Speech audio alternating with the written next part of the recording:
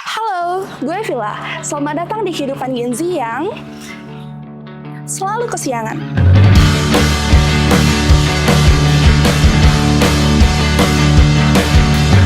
Pagi-pagi gini udah jadi rutinitas wajib buat scroll TikTok, terus buka e-wallet buat pastiin saldo selalu aman. Mau lanjut kemana abis nih? Belum tahu sih, kamu kemana? Nggak tahu sih, duduk dulu yuk.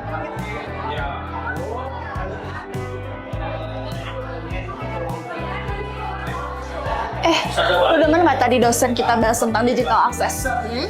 Gue jadi kepikiran deh. Kira apa? Kampus kita kan serba digital, tapi sampai saat ini tuh masih banyak yang bingung, bahkan nggak ngerti gimana cara ngakses e-wallet. Iya lagi, biasanya tuh yang nggak ngerti orang tua nggak sih? Kayak bapakku, dia tuh kalau tiap beli token listrik tuh harus ke Indomaret, padahal kan bisa dari HP. Nah itu, kesenangan digital tuh bukan soal siapa yang punya HP atau enggak, tapi siapa yang bisa makainya. Benar, padahal zaman sekarang tuh ngebantu banget loh teknologi tuh, apalagi buat transaksi, jual beli, kayak gitu. Nah, tapi di kantin kita aja masih ada yang nerima cash only.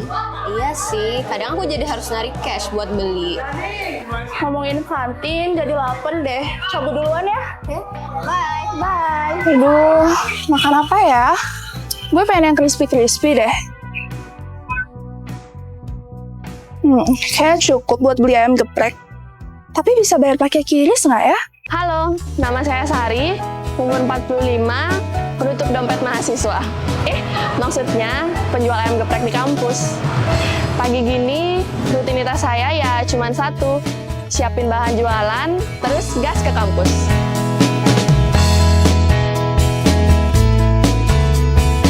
Ini HP pemberian anak saya. Katanya biar gampang komunikasi. Tapi, kok tiap buka susah.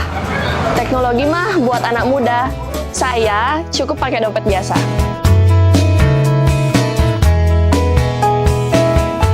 Namanya juga jualan. Pagi-pagi sibuk siapin bahan jualan.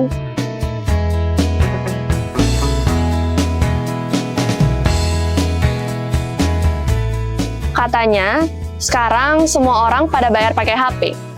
Ada yang namanya e-wallet, dompet kok di dalam HP.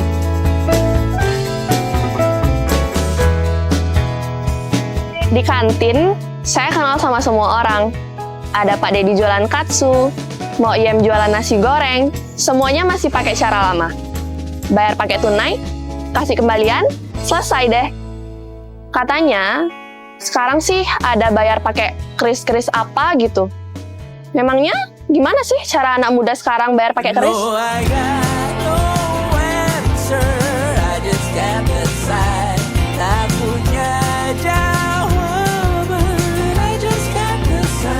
Pagi Bu Sari, ayam gepreknya satu porsinya berapa? Ayam gepreknya satu porsi 10.000 sama 15.000. Kamu mau berapa? Yang 10.000 aja.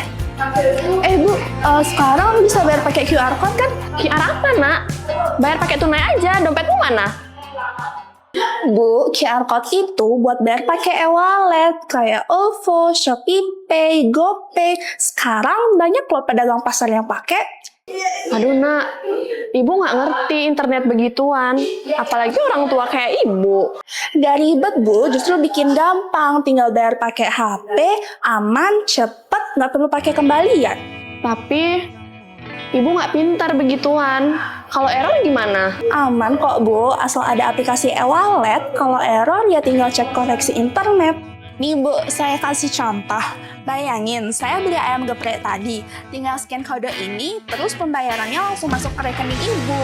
Jadi nggak perlu pakai bank. Enggak Bu, semuanya digital. Ibu tinggal cek dari HP. Lagian sekarang banyak loh pedagang yang pakai cara kayak gini. Tapi ibu takut salah pencet. Kalau uangnya hilang gimana? Aman kok Bu, kan ada PIN, ada konfirmasi juga. Lagian orang Gen Z kayak saya lebih suka bayar pakai cara kayak gini. Jadi ini bisa bikin jualan ibu nama laku ya, Nak? Betul Bu, kalau Ibu pasang QR code, pembeli yang nggak bawa uang tunai, apalagi Gen Z kayak saya, pasti mampir. Kayaknya ibu harus belajar nih.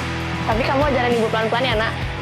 Deal Bu, besok saya daftarin e-wallet, bikin QR code gratis. Asal airnya nambah ya Bu. Kenapa kamu? Ya sudah. Kamu ajarin ibu biar ibu nggak ketinggalan zaman ya nak. Siap Bu. Di zaman yang serba modern ini, hanya buku, HP juga adalah jendela dunia. Dengan benda kecil ini, kita bisa belajar, terhubung, dan membantu sesama. Teknologi ini hadir bukan untuk menggantikan, namun untuk mempermudah berbagai aspek kehidupan kita. Namun, yang kita tahu, tidak semua orang memiliki peluang yang sama untuk mengakses dan memahami teknologi. Digital access bukan hanya soal siapa yang punya perangkat, tapi juga tentang siapa yang mengerti cara menggunakannya. Saat ini, masih banyak orang tua, pedagang pasar, dan generasi sebelumnya yang belum sepenuhnya paham bagaimana memanfaatkan HP secara maksimal, termasuk dalam hal transaksi digital seperti QRIS. Jika dibiarkan, kesenjangan itu bisa menjauhkan mereka dari manfaat kemajuan teknologi yang seharusnya bisa diakses semua kalangan. Sehingga disinilah peran kita sebagai generasi muda dibutuhkan. Pemanfaatan QRIS hanyalah satu dari sekian banyak cara kita menggunakan HP untuk memudahkan hidup. Dengan kolaborasi antar generasi, pasar tradisional pun bisa ikut bertransformasi. Karena melek digital bukanlah soal usia, tetapi soal semangat untuk belajar dan tumbuh bersama.